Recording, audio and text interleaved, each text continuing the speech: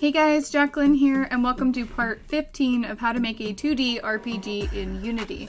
Last time we worked on setting up the UI with the final art assets that were included in the Cozy Farm asset pack. If you want to use this pack too, you can find the link in the description below. In this video, we'll be adding a drag and drop functionality to our inventory that will allow the player to remove items from the inventory by dropping them outside of the UI panel. We'll also make it so we can choose to drag a single item or the whole stack. The drag and drop functionality of the inventory is the next step in getting to be able to equip tools and add requirements to interacting with certain tiles. Let's jump right into it. First, navigate to our prefab folder and open the inventory slot prefab in the UI folder. Last time I had said to set the anchor on the icon back to stretch with width and height, but this will cause problems later, so let's set it back to center.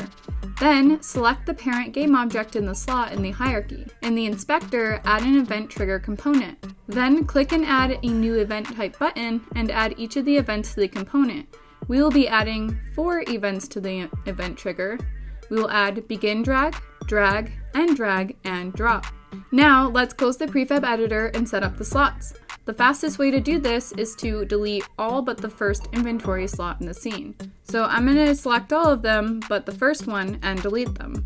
Before we can set up our events, we will need to create some code that will get executed when the events are triggered. We also need to make sure that none of the other UI is blocking our slots. First, let's take care of the UI. With our current setup, the inventory frame is going to block our slots, and we will be unable to trigger the events on the slots. This is because the events use a raycast from the mouse position. The raycast stops at the first UI element that it finds that is set to be a raycast target. All of our images on our UI have the raycast target field. And by default, the field is set to true, meaning that all images will block a raycast by default. Currently, our inventory frame has the raycast target boolean set to be true. So when the raycast hits the image, it checks to see if it should stop by checking if the image is a raycast target. If it is, it gives the target to whatever events that are set up in the Unity libraries. If there is anyone listening to this specific event, then it will do something. In our case, we added 4 event listeners to our slots. So when the raycast hits our slots and hands over the target to the event, it'll see that the slot is listening for the on drag, and drop events. If any of these events got triggered from our actions in the game, it'll call whatever function we had hooked up to the listener. So to make all of this work, we need to uncheck the raycast target checkbox on the inventory frame. This will stop blocking these slots, and we can set up the event listeners on the event trigger component. Then navigate to our scripts folder and open up the inventory UI script.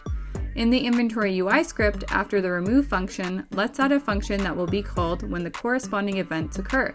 We should create one for begin drag, and drop. So let's add a function that will be called when we start dragging the slot. Create a public void called slot begin drag. Let's give the function a parameter of slot UI and call it slot.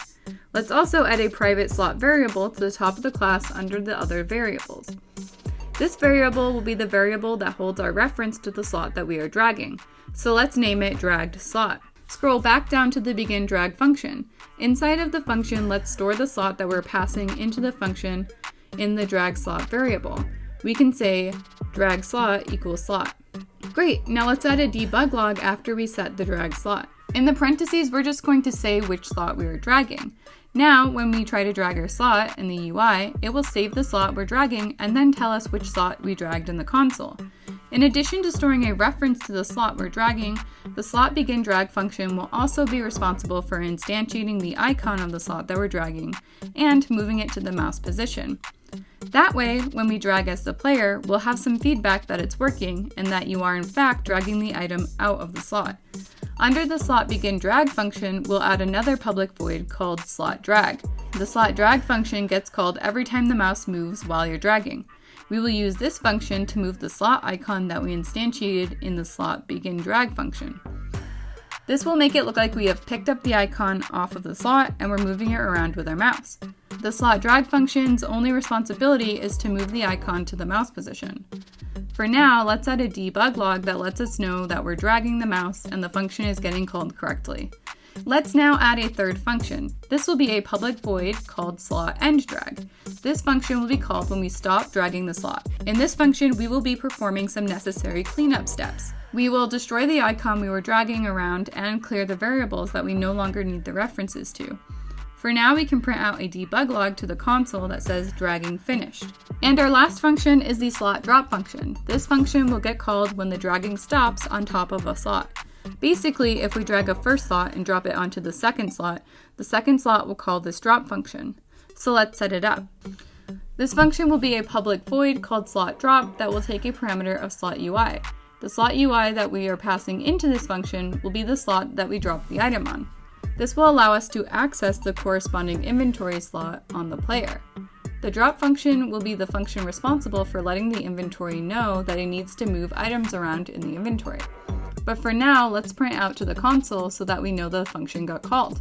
Save the script and head back to Unity so we can set up our event trigger on our remaining inventory slot. Select the remaining inventory slot in the hierarchy, then drag the inventory game object into all of the event fields. On the begin drag event, let's set the function to be the slot begin drag function inside of the inventory UI script. Then drag the slot from the hierarchy onto the event trigger component into the new field. For the drag function, set the function to slot drag from the inventory UI script. The endDrag event needs to be set to the slot endDrag function, and finally the drop event needs to be hooked up to the slot drop function. Make sure you drag the slot from the hierarchy into the event trigger component into the new field. Now, duplicate the slots until the inventory is refilled. Next, we need to add the slots back to the slot list in the inventory UI component. Select the inventory game object from the hierarchy and lock the inspector. Set the slot list length to 0, and then select and drag all of the slots from the hierarchy into the slots list on the inventory UI component. Once you're done, unlock the inspector. Then save the scene and hit play. When you try to click and drag on a slot in your inventory, you should see the begin drag debug in the console. Then, when you move your mouse around, you should see a bunch of debugs from the drag function letting us know that we're indeed dragging the slot. When you release the mouse button, regardless if we're over another slot or not, the endDrag function gets called and prints out the debug log for us. When we release the mouse button over another slot, we'll see a debug in the console telling us which slot we dragged onto the slot we dropped on. This shows us that our events are indeed working. Let's stop playing and save the scene. We want to do a bit more than debug out to the console when we drag and drop in our UI. We want to give the player some feedback that they are successfully dragging the slot. Let's head back to our inventory UI script and take a look at the slot begin drag function. When we start dragging, we want to give the player some feedback that it's working. So to do this, we'll instantiate the slot's icon and place it at the mouse position. In the slot begin drag function, under where we are setting our drag slot, let's instantiate the slot's icon. At some point, we're going to want to have the icon follow the mouse position when the drag function gets called. In order to move it, we'll need to have a variable that we can put the icon into so we can move it around later. At the top of the class, just beneath the drag slot variable, let's add a private image variable called dragged icon. If Visual Studio lets you know that there are compiler errors, make sure to include the UI namespace. Back in the slot begin drag function, we are now ready to instantiate the slot icon into the world. We need to set the dragged icon to an instantiate call, and we'll pass the slot.itemIcon into the function. This will instantiate the icon of the slot we attempted to drag somewhere in the world. We don't really need to worry about where it gets put at the moment because we're going to move it to the mouse position in a bit. Then let's make sure the icon gets put onto the canvas. Let's add a canvas variable to the script. We will need to use it later when we're repositioning the icon. Let's add the serialized private canvas variable under our slots list, but above the drag slot variable. Let's add a private canvas variable underneath our drag slot variable. The name of the variable will be canvas.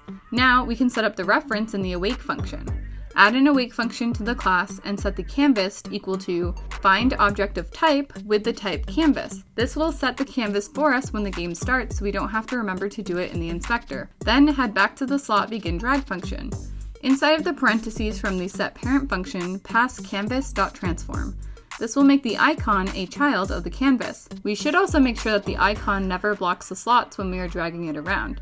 If the icon can block a slot, the drop function will never be called because the raycast will hit the icon before it hits the slot. So we can make sure that the raycast target of the icon is set to false. We can do this by saying draggedIcon.raycastTarget equals false. Then let's resize the icon so it's not too big while we're dragging it. I'm going to set the height and width of the icon to be 50 by 50. All that's left to do now is move the icon to the mouse position so it looks like it was instantiated at the mouse position. Since we will be moving the icon to the mouse position in more than one function, we should put the logic in its own function and call it from both the slot begin drag and slot drag functions.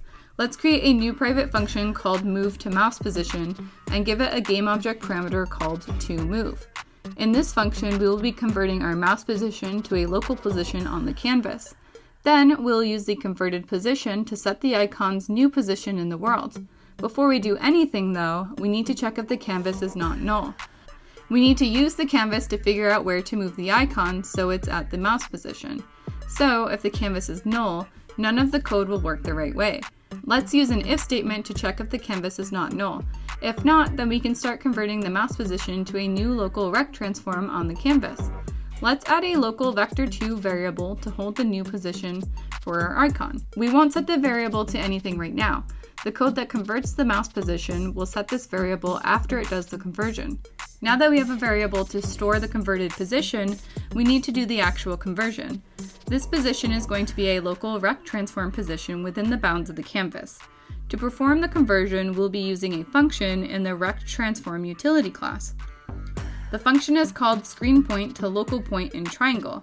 This function takes several parameters. The first parameter is a rect transform. In fact, it's the rect transform that we will be finding the point inside of. We want to find a point inside our canvas, so we should pass the rect transform of our canvas. The next parameter is the screen space position. It's the screen space position that we want to convert. In our case, it's our mouse position, so we can pass input.mousePosition. The third parameter is a reference to the camera that's associated with the screen space position. But if your canvas is set up to use screen space overlay, we can pass null. And finally, our last parameter is an out parameter. This means it will place the value into the variable that is passed into the function. The type of variable needs to be the same type as the out parameter. In our case, it is a vector2 position, so we can pass our position variable into the function as the fourth parameter. To pass the variable, we will have to say out and then the name of the variable. Now we can set our toMove GameObject to its new position. To set the position correctly, we will have to convert it a little bit more, but we can do this while we set the transform to the correct position. We'll be setting the GameObject position to a world space position, so we'll be directly setting the transform position of the GameObject. Since our position vector is holding a position in local space on the canvas, we want to convert it to a world space position. We can do this by accessing the transform point function through the canvas transform. Then we can pass the local point in order to get a world point back. This should move the icon to the correct position in the world based on our mouse position. Let's save the script and scroll back up to the slot begin drag function. Now we can call the move to mouse position function. Save the script and head back to Unity to try it out. We can hit play and try dragging a slot. The icon should appear at the mouse position when we begin dragging. However, when we continue dragging, the icon will stay put in the position that we moved it to after spawning. Stop playing and head back to the inventory UI script to update the position of the icon while we're dragging it. In the slot drag function, we need to call the move to mouse position function. Make sure you pass in the dragged icon.GameObject. Save the script and go back to Unity to test it out. When we drag the icon should appear and follow the mouse position while we're dragging it. When we let go, the icon should stop following the mouse and stay in the position it was when we let go of the button. When we drop an icon, we'll want to delete the icon out of the world, so let's go to the inventory endDrag function inside of the inventory UI script. In this function, we're going to be doing some cleanup. Currently, the only thing to clean up is our icon that gets spawned into the world when we start dragging the slot. So let's call the destroy function to remove it. We can say destroy dragged icon.GameObject. This will delete the GameObject, which will leave the reference empty. So technically we don't need to set the reference to null, but I will for good measure. Save the inventory UI script and head back to Unity to test it out. In Unity, while playing, try dragging and dropping an inventory slot. When you do, you should see the icon spawned at the mouse position, then as you move the mouse while still dragging, the icon will follow the mouse position. Then, when you let go of the icon, it should disappear. Great work! Now we have the drag and drop events firing, And we have some feedback as to what's happening for our player. Now let's set up removing the item from our inventory. Since we already have the code for that completed, it's just a matter of calling it when we drop the item off the UI panel. First, let's add a new image to our canvas and call it remove item _ inventory. Then resize the image to take up the whole canvas. We can use the anchor position to do this by holding down the Alt or Option and clicking the stretch to width and height anchor. Now let's set the alpha value of its color to 0 so that the image is see-through. We also need to move the remove item inventory game object to be the first child of the canvas so that it's behind the inventory and the toolbar. Now that our remove item panel is set up, we can add an event trigger to the image. Add a new event type and select drop. This way, when we drop an item off the inventory menu, we will call the remove function on the inventory UI script. Drag the inventory game object onto the field. Then select the remove function from the inventory UI script. The remove function currently requires us to pass an integer to it, but we don't know the slot index when we drag the item onto the panel. So let's change how we're removing the items. What we can do is add a variable to the slot UI to keep track of its own index. Currently, we save a reference to the slot we're dragging, so by adding the index to the slot UI script, we can access its index when we call the remove function. Open the inventory UI script and remove the index parameter from the remove function. This will cause some errors with how we're telling the inventory to remove the item, so let's fix it. First, save the script and open the slot UI script.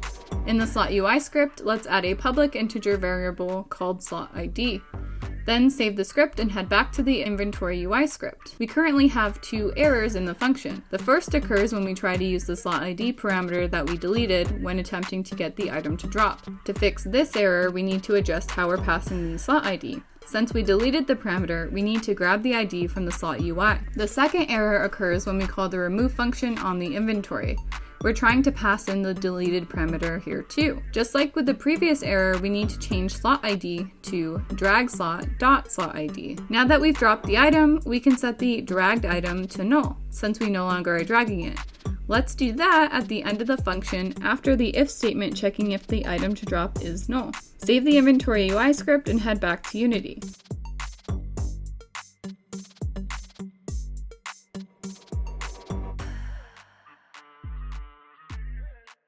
Save the scene and hit play to test it out. Make sure you close your inventory and pick up the carrot seeds before testing the new method of removing our items from our inventory. Then, once you've picked up at least one of the carrot seeds, drag the carrot seeds off of the menu and drop them onto the remove item panel. It should drop one of the carrots. If we had more than 1 carrot seeds in the slot, we will now have 1 less in the stack, and if we close the inventory, we will have a carrot seed in the world. This is great, but let's make it so it will drop the whole stack by default. Stop playing and open the inventory script so we can add a function for dropping more than 1 item. In the inventory script, scroll down to the remove function and take a look. Our current remove function removes a single item from the inventory. We want to add a function that removes several items from the inventory. Since the functions are doing the same thing, we can overload the remove function. Overloading a function is an example of polymorphism, a core principle in object-oriented programming. Polymorphism means many forms, so when we create a function with the same name as another function, those functions are considered to be the same. If you create a function with the same name and same parameters, you'll get a compiler error since we already have that version of the function. In order to overload a function, the second version of the function must have different parameters. We are going to create another form of the remove function, one that lets us specify how many items we want to remove from the slot. Let's copy the current remove function and paste another one just below it. We now have 2 remove functions. In the second remove function, we will be removing multiple items from the slot. So let's go ahead and add a parameter for specifying how many items we need to remove. Let's add the parameter after the index. The type will be an integer, and we can call it num2remove. Let's delete the code inside of our remove overload function, as this code already exists in the original remove function and there's no reason to rewrite it. We can simply call the other remove function when we're ready to remove the item. When removing more than 1 item, we need to make sure that the slot has enough items in it to remove all of the specified items. For example, if we have a slot that contains carrot seeds and we want to remove 2, then the slot must have at least 2 carrot seeds in it. Let's use an if statement to check if the number of items in the specified slot is greater than or equal to the number of items we want to remove. If the number of items in the slot is more than or equal to the number of items that we want to remove, then we'll do something. Then inside of the body of the if statement, we can work on removing the items. We can use a for loop to call the remove function. We will call the function as many times as the number of items that we need to remove. So we can say for int I is equal to 0, I is less than the number to remove, and I++. In the body of the for loop, we can call the remove function passing in our index parameter. Save the script and head over to the inventory UI script. In the inventory UI script, let's take a look at the remove function. So instead of telling the inventory to remove a single item from the slot, let's use our new overload function to tell it to remove all of the items from the slot. To do this, we will need to access the inventory slot at the index stored in our drag slot script and get the count from it. Let's add a comma after we pass the index to the remove function. To get the slot count, we can say player.inventory.slots at dragslot.slotid, then outside of the bracket, .count. Save the script and go back to Unity.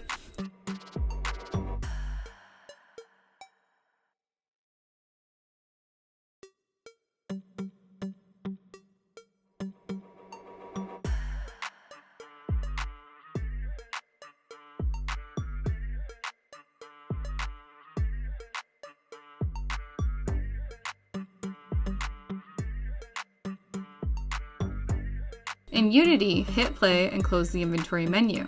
Then pick all of the carrot seeds up in the scene. Once you've picked them all up, open your inventory menu and try to drop the carrot seeds.